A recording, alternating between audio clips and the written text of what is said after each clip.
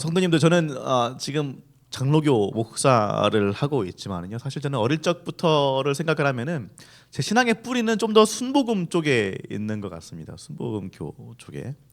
어릴 적에는 잠깐이지만 빈야드 교회에 다닌 적도 있고요.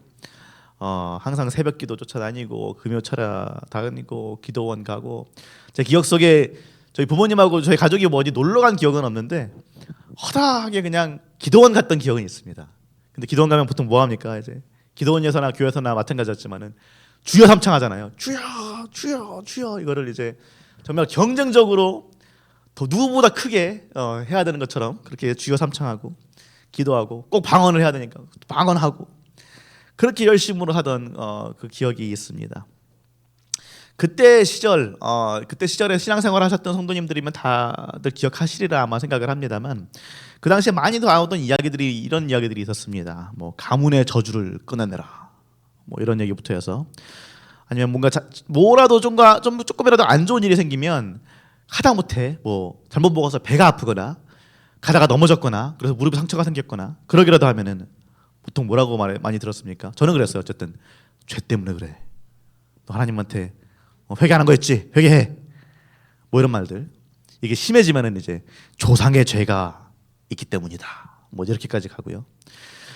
뭐 조상의 죄가 뭐 해결이 안 됐다. 뭐 이런 말들은 지금 생각하면은 굉장히 좀 이단적인 발상이기도 하죠. 한국의 무속신앙하고 연결이 되어서 만들어진 뭐 그런 이야기들인데, 그때는 그런 걸 잘 몰랐습니다. 그런데 또 하나 그 당시에 자주 듣던 말들이 있습니다. 뭐냐면은 바로 무슨 문제가 있든지 아니면 무슨 소원이 있든지 간에, 바라는 것이 무엇이든지 간에 기도해라. 기도하면 된다. 만약에 좋은 차를 원하면 차를 두고 기도하고, 뭐 이제 그런 거죠. 좋은 집을 원하면 집을 몇 평까지도 확실하게 얘기해가지고 어디에 있는 몇 평, 무슨 몇 단지 집을 주시옵소서, 주시옵소서, 주시옵니다 하면은 된다라는 그런 이야기들이었습니다. 그렇게 기도하면 되는데, 안 되면은 뭐가 문제라는 거예요? 기도 부족. 그렇죠. 기도를 충분하게 안 해서 그래. 아니면 믿음이 부족해서 그래. 믿음이 작아서 그래. 그렇게 하는 이야기들을 많이 들으셨을 겁니다. 저도 그렇고요. 이 말의 전제는 무엇일까요? 죄송합니다. 기도하면 첫 번째는 뭐냐면, 첫 번째 전제는 기도하면 하나님이 무조건 들어줘야 된다 라는 게 첫 번째 전제고요. 두 번째는 기도의 성패는 너의 믿음의 양 혹은 기도의 양, 즉 너한테 달렸다 이 얘기예요. 기도가 들어지고 말고는 다른 것이 어떤 것이 아니라 너한테 달렸다 라는 전제입니다. 어떻습니까? 성도님들 동의하십니까? 네, 안 하시는 것 같습니다. 네, 이게 그렇잖아요. 만약에 이 말에 동의를 한다면 당장 기도 응답들이 필요한 문제들이 산재해 있는데, 그런데 기도해도 응답이 안 되고 오히려 더 나빠지는 것 같고 그런 일들이 있지 않습니까? 그럴 때 우리는 누굴 탓하게 됩니까? 나를 탓하게 되는 거예요. 내가 뭐 잘못한 거 있나? 내가 뭐 죄 지은 거 있나? 기도를 더 많이 해야 되나? 새벽 기도도 나오고 했는데 내가 뭐 저녁 기도도 나와서 기도해야 되나? 뭐 헌금을 더 해야 되나? 실제로 제가 예전에 요 앞에 있는 기도원 하나 있죠. 안양에 있는, 제가 어릴 적에 자주 가던 기도원인데 너무 커서도 많이 갔고요. 그 기도원에서 한번 이제 기도하러 갔는데, 밥 먹으러 왔다가 옆에 어떤 분이 전화 통화하는 걸 들었어요.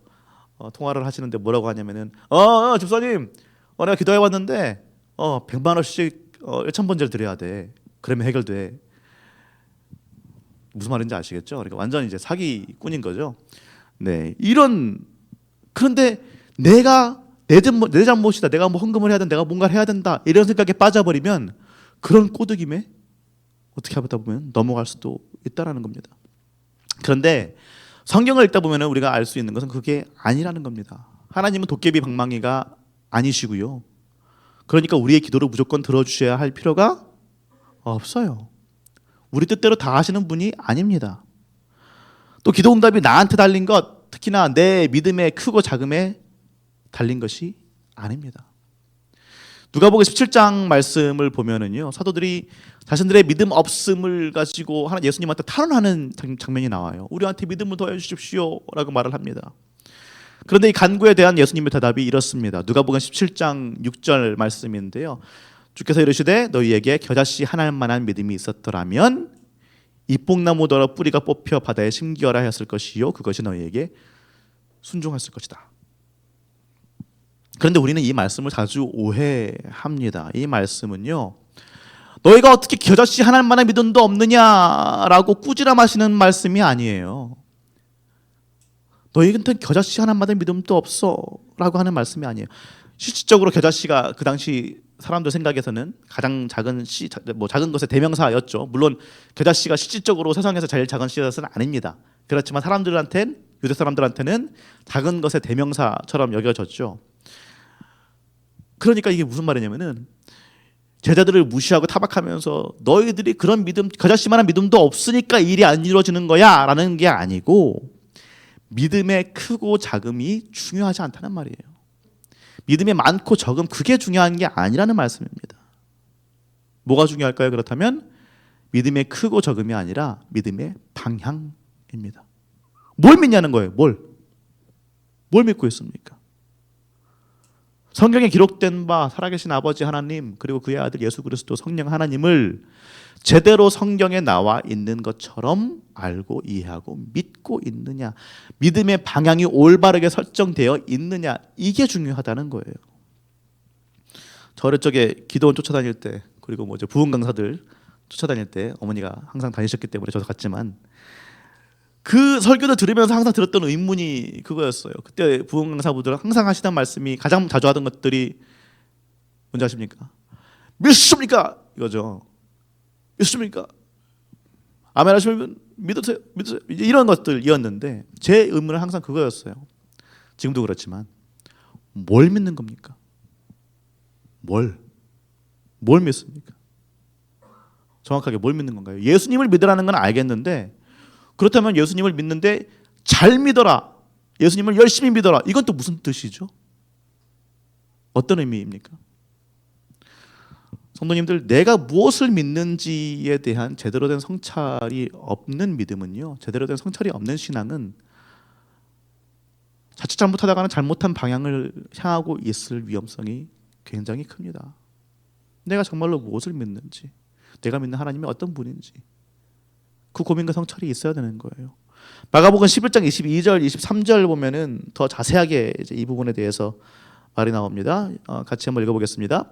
예수께서 그들에게 대답하여 이르시되 하나님을 믿으라.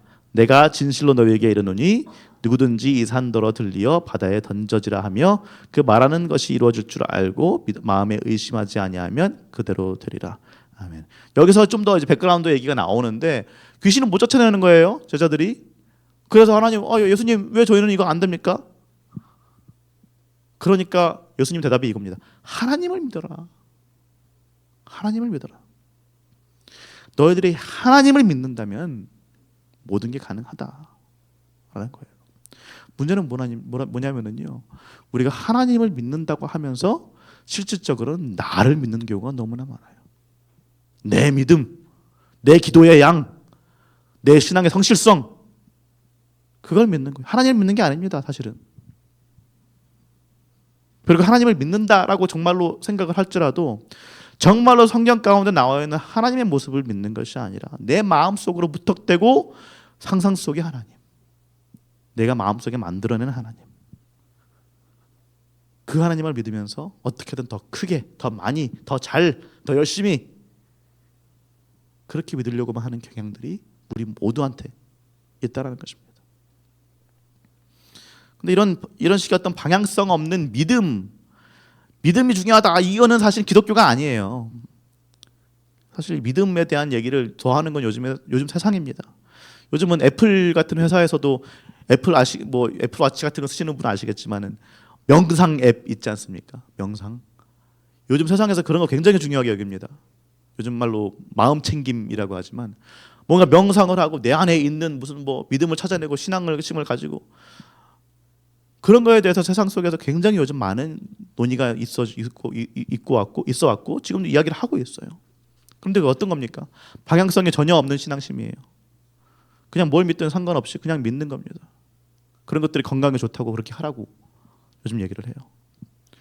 그런데 기독교는 그런 유사 종교가 아니죠. 뭘 믿는 것인지 정확합니다. 확실합니다. 방향성이 뚜렷해요.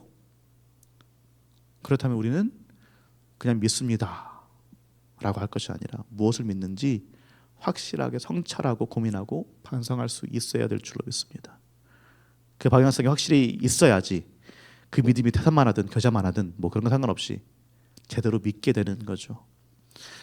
자, 그렇다면 우리가 믿는 하나님이 어떤 분일까 할 얘기가 너무나 많이 있고 정말 뭐 몇 주 몇십 주로 얘기를 해야 되겠지만, 그럼에도 불구하고 오늘 우리가 하나만 꼭 집어서 얘기를 하자면은, 하나님께서 하나님을 제대로 볼 수 있게 하신 단 하나의 그 계시가 누구시죠? 예수님이십니다. 근데 그 예수님이 가르쳐 주신 주기도, 그 주기도 중에서도 딱 첫 부분만 오늘은 다뤄보려고 합니다.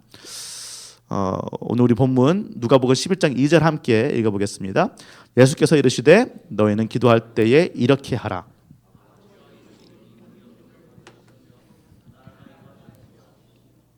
아멘. 아버지여, 이름이 거룩히 여김을 받으시오며. 아버지여. 우리 기도의 대상, 우리의 믿음의 대상이 누구인지, 그 방향성이 어디를 향해야 되는지 처음부터 확실하게 가르쳐 주시죠. 우리가 누구를 믿는 겁니까? 아버지이신 하나님입니다. 아버지. 우리의 모든 기도가, 어떻게 보면 우리의 모든 존재, 우리의 정체성이 여기서부터 시작되는 거예요. 아버지. 이분을 내가 아버지라고 부른다면 나는 뭡니까? 아들이고 딸이죠. 그리고 아버지는 어떤 존재입니까? 자녀가 힘들어하고 아파하는데, 자녀가 뭔가를 필요로 하는데 그냥 마냥 내버려두는 그런 분이 아닙니다. 저 같은 사람도 아무런 힘이 없는 저도 제 아들 딸이 뭔가를 바라면은 뭐 어떻게 좀 해주려고 그러고, 아파하면은 내가 뭘 못 해주지만은 옆에서라도 같이 아파해 주기라도 하고 그렇게라도 합니다. 그런데 천지의 창조주이시고 만물의 주인이신 하나님께서 우리의 아버지라면 그분은 어떻게 하시겠습니까? 주 2세기의 그 초기 교회 교부 중에 한 명인 터툴리안이라는 유명한 사람이 있습니다. 이분이 쓴 데 오라티오네라는 책이 있는데요. 오라티오네. 한국말로 하면은 기도론, 아니면 뭐 기도에 관하여, 이런 뜻이 되겠죠. 그러니까 말 그대로 주기도문 주석 같은 책입니다. 주기도문을 해석한 책이에요. 이 책에서 이 터툴리안은 주기도문 첫 부분을 이렇게 해석합니다. 제가 그냥 읽어드릴게요. 거룩하신 하나님은 우리가 자신을 주라고 부르는 것보다 아버지라고 부르길 원하십니다. 왜냐하면 하나님은 우리에게 멀리 계신 주님이 아니라 친히 가까이 계셔서 우리가 찾고자 하면 찾을 수 있는 아버지이심을 알려주시기 위함입니다 라고 합니다. 사랑하는 성도님들, 믿음의 크고 작은 것이 중요한 것이 아니고요, 방향성이 중요합니다. 그리고 그 방향, 그 시작은 바로 이 사실, 하나님의 나의 아버지 되신다 라는 것을 믿는 겁니다. 사실 우리 중에는 아버지랑과의 관계에서 정말 뭔가 애틋하거나 따뜻한 기억이 없으신 분들도 있으실 겁니다. 아버지라고 하면은 뭔가 보고 싶고 만나고 싶고 그런 것보다는 그냥 아프고 슬프고 힘들었던 기억만 있으신 분들도 계시리라 생각합니다. 그래서 하나님을 아버지라고 부를 때 그것이 정확하게 어떤 의미인 것인지 잘 다가오지 않으실 수도 있어요. 그런데 성도님들, 기억하셔야 될 것은 하나님은 아버지의 표본 되십니다. 이 세상의 모든 아버지들보다도 더 참된 아버지, 진짜 아버지이신 분이 우리 하나님 아버지이세요. 이 시간 아버지로부터 받은 어떤 상처가 있으신 분들이 계시다면, 그래서 하나님을 아버지로 대면하기 꺼려지시고 힘들으신 분들이 계시다면, 그 모든 아픔과 상처들이 예수 그리스도의 이름으로 치유되기를 정말로 축복합니다. 하나님께서 우리에게 아버지 되신다라는 말은 정말로 우리에게 생명이 되어지고 힘이 되어지는 말입니다. 이 아버지라는 말을 뜻을 보자면은 첫 번째는 이거예요. 하나님은 나의 아버지시기 때문에 나를 무조건적으로 사랑하시는 분이라는 말입니다. 무조건적으로 사랑하시는 분이에요. 사랑하시는데 그게 그냥 보통 사랑이 아니라 너무 사랑하셔서 나를 대신해서 십자가에 죽으시기까지, 그렇게 사랑하시는 것, 사실 사랑하시는 분이라는 말입니다. 그게 하나님의 아버지라는 뜻입니다. 그분의 그 자기 희생적 사랑이, 나를 향한 그 사랑이 너무나 크고 위대해서 이 세상의 그 어떤 것도 그 사랑을 무너뜨릴 수 없다는 거예요. 이게 얼마나 엄청난 사랑이냐면 만물의 창조주신 하나님, 그분 자기 자신의 분노와 그분 자기 자신의 정의조차도 이 사랑을 이기지 못합니다. 구약 성경 보세요. 특히 호세아서 한번 쭉 읽어보십시오. 그 호세아서 보면은 하나님이 정말 무슨 어찌할 바를 모르는 것처럼 보여요. 하나님 불순종하고 우상숭배하는 이스라엘 백성들 향해서 너희는 내 백성이 아니다 뭐 그러면서 뭐라고 손가락질 하시다가도 금방 또 마음을 바꾸셔요. 그런 부분들이 계속 나옵니다. 호세 1장 10절 말씀 보면 이렇게 하나님 말씀하시죠. 이스라엘 자손의 수가 바닷가에 모래같이 되어서 헤아릴 수도 없고 셀 수도 없을 것이며, 이 바로 전에 뭐라고 말씀하셨냐면 이스라엘 내 백성 아니다, 내가 버렸다, 이렇게 말씀하셨어요. 그런데 바로 또 이렇게 말씀하시는 거예요. 그들에게 이르기를 너희는 내 백성이 아니라 한 그곳에서, 바로 그곳에서 그들에게 이르기를 너희는 살아계신 하나님의 아들들이라 할 것이니라. 이게 아버지의 마음입니다. 그 사랑이 너무 커서 그분의 분노도 그 사랑을 이기지 못하는 아버지의 마음이에요. 두 번째, 하나님 우리 아버지라는 말은요, 그분이 램프 속 어떤 요정 같은 존재가 아니라는 말입니다. 도깨비 방망이가 아니라는 말이에요. 우리가 그냥 떼쓰는 대로 그냥 다 들어주시는 분이 아니라는 말이에요. 그러니까 우리가 기도하는 대로 안 이루어진다고 해서 뭐지? 라고 할 필요가 전혀 없다는 거예요. 어제 저희 딸을 제가 이제 어린이집에서 데리고 집으로 가는데 이제 딱 어린이집에서 나왔어요. 근데 딱 나오기부터 이제 막 울먹해요. 왜 그러니까 키즈 카페 가자고. 키즈 카페를 가야 된답니다. 근데 지금 키즈 카페를 가면은 그때가 6시가 다 됐는데 그럼 저녁을 못 먹습니다. 그러니까 저는 어떻게 할 거예요? 아니야, 이래야 집에 가면 엄마가 밥만 해놨을 거니까 집에 가서 밥 먹자. 대성통곡을 시작합니다. 그 길가에서 네, 키즈 카페. 어떻게 했을까요? 제가 키즈 카페 갔을까요? 네, 그러고 싶은 마음은 있었지만 그냥 억지로 들어가지고 차에다 쑤셔넣고 그리고 집으로 왔어요. 어쩔 수 없잖아요, 그죠? 그걸 원하고 그걸 좋아하겠지만 진짜로 필요한 건 따로 있는데, 그걸 해주는 게 부모이고 그걸 해주는 게 아버지고 어머니이겠죠.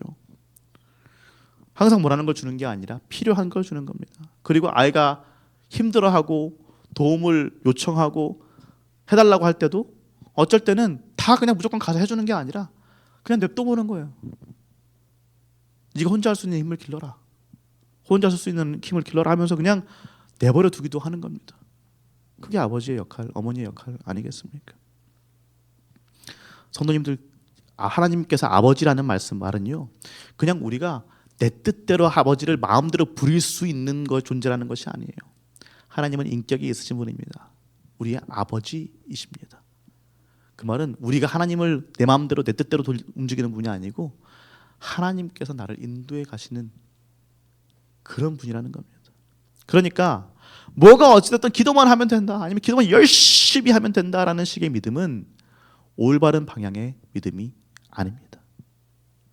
기도도 응답이 안 되면은 아이고 내가 뭐 기도가 부족해서 그런가 보다, 아니면 내 잘못인가 보다, 내 믿음이 부족했구나, 내 뭐 헌금을 더 해야 되는구나, 뭐 또 올바른 방향의 믿음이 아닙니다. 올바른 방향의 신앙이 아닙니다. 우리가 믿는 것은요, 하나님께서 내 아버지 되심을 믿는 겁니다. 거기서부터 시작이에요. 나를 사랑해도 너무 사랑하셔서 십자가에 못 박히시기까지 나를 포기하지 못하시는 그 아버지. 내가 눈에 넣어도 내 새끼들 어떻습니까? 내 자식들만 봐도 내가 눈에 넣어도 안 아플 그 새끼들 사랑하는 것보다 아버지가 나를 사랑하는 게 훨씬 더 크다니까요. 나는 내 새끼 아플 때 아무것도 못 해주지만 하나님은, 우리 아버지는 그렇지 않습니다. 그분은 모든 걸 하실 수 있는 능력 있는 아버지이십니다. 그분이 내 아버지라는 것, 내 아버지라는 것, 그것을 우리가 믿는 것, 그것이 올바로 된 믿음입니다. 그것이 제대로 된 믿음이고요, 그것이 제대로 된 신앙입니다. 사랑하는 성도님들, 오늘 우리에게는 정말 이 겨자씨만한 믿음도 없을지도 모릅니다. 진짜 아예 믿음이 안 생길 수도 있어요. 그렇다면 기도하면 됩니다. 기도하는 이유가 거기에 있어요. 정말 그 눈곱만한 믿음이라도 달라고. 이미 믿음이 있다면 성도님들, 내 기도의 양, 뭐 내 믿음의 크고 작음, 그걸 믿지 마십시오. 그걸 의지하지 마십시오. 내 열심을 믿지 마시고요. 예수 그리스도의 열심, 그분께서 이 땅에 오시고 3년을 동행하시면서 사시고 십자가에서 죽으시기까지 포기하지 않고 사랑하시는 그 사랑의 열심, 그 예수님의 열심을 믿으시기 바랍니다. 하나님의 아버지 되심을 믿으시기 바랍니다. 그것을 믿는다면 우리가 아무리 초조하고 힘들고 아픈 상황이라고 할지라도 그 하나님의 아버지 되심을 보면서 인내할 수 있습니다. 지금 당장 해결이 되지 않고 지금 당장 뭔가 응답이 보여지지 않다고 할지라도 아유, 아버지가 계시는데 가장 좋은 곳으로 주시겠지. 가장 행복하고 좋은 길로, 완전한 길로 인도하시겠지 라는 그 믿음이 우리 안에 충만하게 있게 될 줄로 믿습니다. 그러니 사랑하는 성도님들, 하나님은 내 아버지시다. 이 믿음 가지시고 세상에 어떤 정말 커브볼을 던져주고 어떤 진짜 이상한 것들이 나한테 다가온다고 할지라도 네가 뭔데? 하나님은 내 아버지인데. 이 당당함을 가지고 사실 수 있는, 세상을 넉넉히 해결해 줄 수 있는 우리 성도님들 한 분 한 분 되시기를 예수님의 이름으로 축원합니다. 이제 좀 이따 기도할 텐데